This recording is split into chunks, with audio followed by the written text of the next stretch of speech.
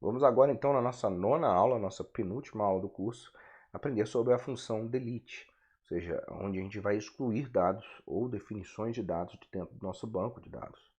Aqui a gente não tem grandes mistérios. Para a gente excluir um registro da tabela, a gente utiliza um comando chamado de delete, nada mais óbvio que isso, ok? A gente vai colocar delete from o nome da tabela e as condições dessa exclusão.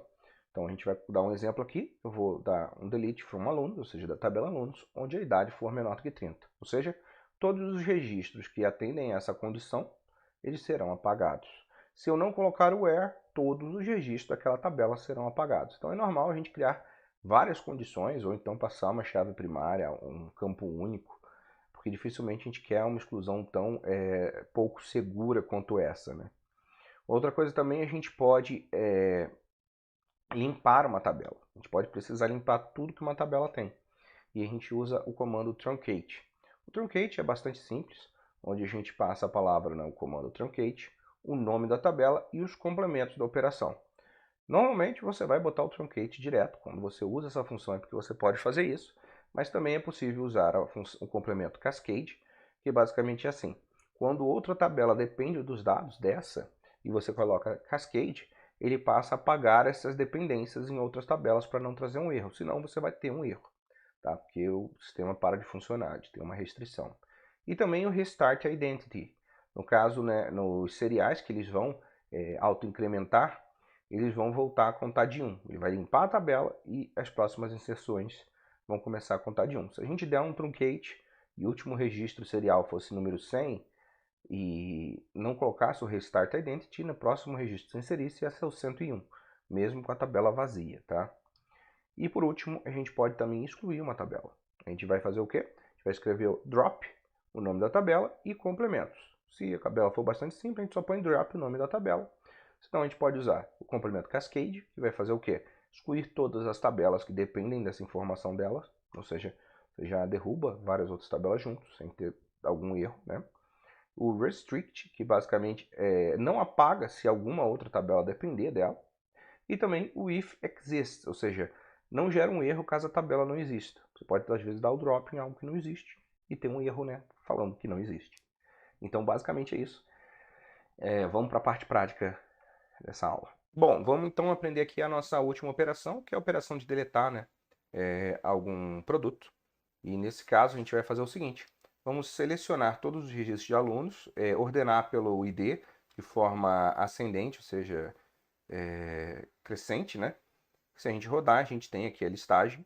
E como é que a gente vai fazer para tirar um registro? A gente vai fazer o seguinte: a gente vai fazer delete from, e a tabela, no caso, é a tabela alunos, where o ID foi igual a, por exemplo, 1.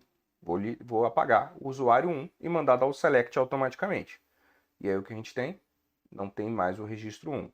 Se eu esquecer de utilizar o ID, eu vou simplesmente limpar a tabela inteira, porque eu não estou especificando, só estou mandando deletar de lá. Comando truncate, vamos fazer aqui a mesma seleção, no caso da tabela cursos.